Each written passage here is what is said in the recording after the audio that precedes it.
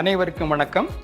இந்த காணொளியில் ஒரு 75 mm நீளமுள்ள 12 இன்ச்சு தாமரை குழாயினை வைத்து எவ்வாறு கார்னர் மற்றும் டீ ஜாயினை உருவாக்கலாம் என்பதை பயில இருக்கிறோம். வாருங்கள் காணொளியை காணலாம். அப்ஜெக்டிவ்ஸ்.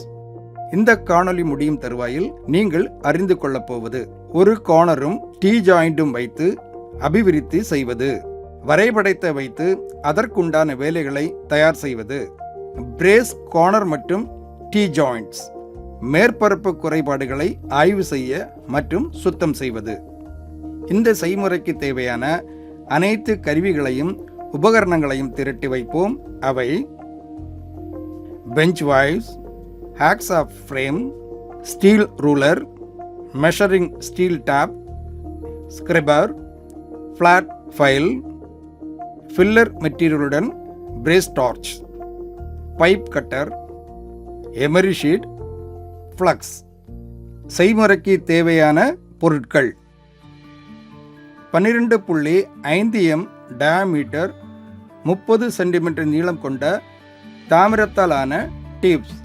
டாஸ்க் 1: கார்னர் ஜாயிண்டை வரைந்து அதனை அபிவிருத்தி செய்யவும். ஸ்டெப் 1: கொடுக்கப்பட்ட பரிமாணங்களில் டியூபுகளை வெட்டவும்.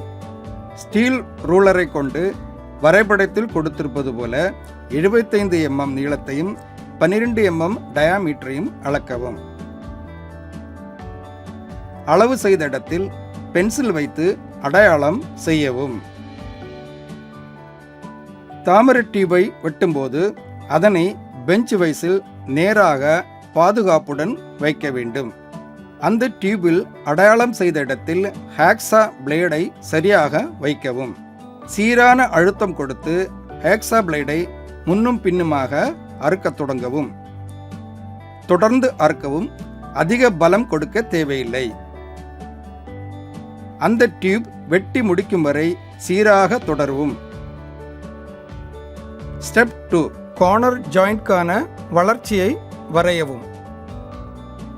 ஸ்டெப் 3: வகைகளின் வளர்ச்சியை குறிக்கவும் அதன்படி வெட்டவும். ஸ்டெப் 4: வெட்டிய விளிம்புகளை அகற்றவும்.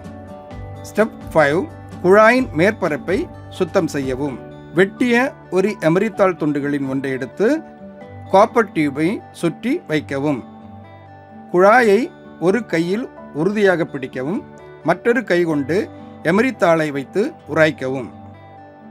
ஸ்டெப் 6: குழாய் வால்வுகளை 90 டிகிரி கோணத்தில் சரியாக சீரமைக்கவும். 90 டிகிரி மூலை மூட்டை உருவாக்க குழாய்கள் மற்றும் பொருத்துதல்களை வைக்கவும். அவை ஒன்றாக இறுக்கமாக பொருத்துவதை உறுதி செய்யவும். ஸ்டெப் 7: சிதைவை கட்டுப்படுத்த இடைவெளி இல்லாமல் இணைப்பில் பிரேஸ் செய்யவும். மேலும் அதற்கு தகுந்தாற் போன்று இணைப்பை சரி செய்து வைக்கவும். ஸ்டெப் 8: மேற்பரப்பில் ஏதாவது குறைபாடுகள் இருக்கிறதா என ஆய்வு செய்யவும். டாஸ்க் 2: டீ ஜாயிண்ட் வளர்ச்சியை வரையவும். ஸ்டெப் 1: கொடுக்கப்பட்ட அளவுகளில் காப்பர் பைப்பை வெட்டவும்.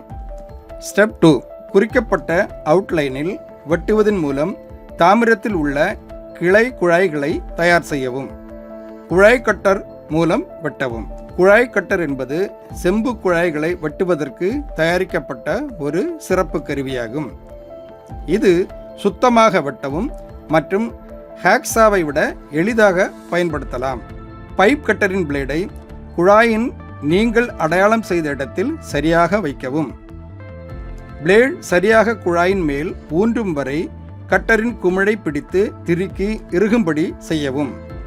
கட்டரின் குழாயினை சுற்றி வட்டமாக சுழற்றி சீராக குமிழை பிடித்து ஒவ்வொரு முறையும் சுழற்றும் போதும் இறுக்கவும். இந்த முறையை குழாய் துண்டிக்கும் வரை தொடர்ந்து செய்யவும். குழாயினை நீள வடிவில் வெட்டிய பிறகு ஏதாவது தீப்பொறி போல் குழாயின் மேல் காணப்பட்டால் ஃபைலிங் உதவியுடன் அதனை நீக்கவும். குழாயின் அளவு சரியாக இருப்பதை உறுதி செய்யவும். ஸ்டெப் 5: 90 டிகிரி பிரான்ச்சின் வளர்ச்சியை தயார் செய்யவும். துல்லியத்தினை உறுதி செய்ய குழாயின் இறுதியிலிருந்து சரியாக 90 டிகிரி கோணமாக இருக்கிறதா என்பதை சரிபார்த்து கொள்ளவும். குழாயின் விளிம்பில் அடையாளம் செங்குத்தாக இருக்கிறதா என்பதை சரிபார்க்க சதுரம் அல்லது ரைட் ஆங்கிள் கருவியை பயன்படுத்தலாம். ஸ்டெப் 6. குழாயின் வளர்ச்சியை அடையாளம் செய்து அதற்கு தகுந்தாற் போன்று வெட்டவும். ஸ்டெப் 7. குழாயின் மேற்பரப்பை சுத்தம் செய்யவும். ஸ்டெப் 8. கிளை குழாயினை பிரதான குழாயுடன் வைத்து 90 டிகிரி கோணத்தில் சரியான விதத்தில் சீரமைக்கவும். 90 டிகிரி அதாவது 90 டிகிரி கிளை இணைப்பை உருவாக்க கிளை குழாய்களை டீ ஃபிட்டிங் திறப்பு வெளியில் பொருத்தவும். ஸ்டெப் 9. சரியான ஊடுருவலை பெற இடைவெளிகள் இல்லாமல் பிரேஸ் செய்யவும்.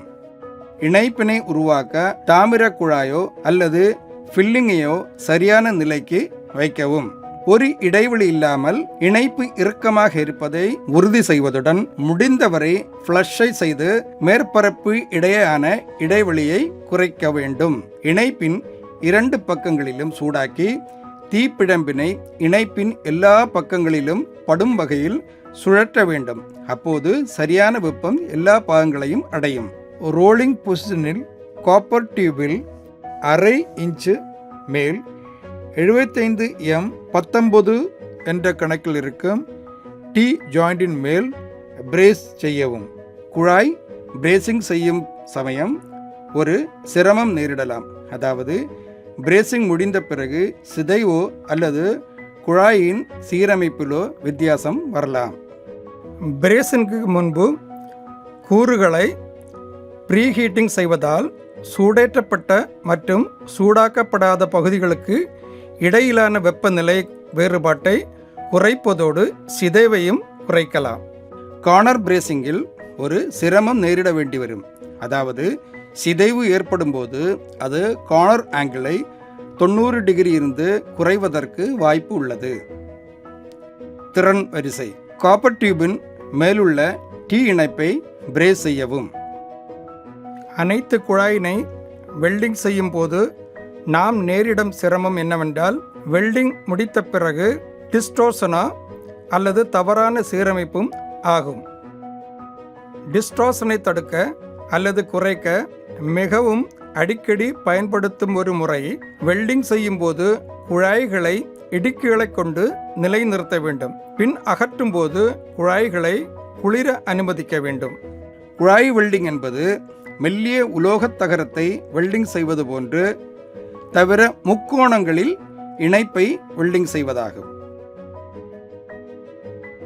மேலும் வெல்டிங் வேர் அணுக முடியாதது மற்றும் உட்புறத்தின் மேற்பரப்பு திரவங்கள் பாயும் தொடர்பில் இருப்பதால் ஊடுருவும் தரநிலைகள் அதிகமாக உள்ளன. 2 பொதுவான வெல்டிங் குறைபாடுகள் என்னவென்றால் மிக அதிகமான ஊடுருவல் அல்லது ஊடுருவல் இல்லாமல் இருப்பதாகும். இத்தகைய குறைபாடுகளை குழாய்களை உபயோகப்படுத்தும் முன்பே சரி செய்ய வேண்டும். பட் ஜாயிண்ட் அதாவது முட்டுக்கூட்டை தவிர மற்ற குழாய் வெல்டிங்கில் ஒரு வளர்ச்சியை பெறுவதும் பொருத்தமான மூட்டுக்கான டெம்ப்ளேட்டை தயாரிப்பதும் மிகவும் அவசியமாகும். ரீகாப்.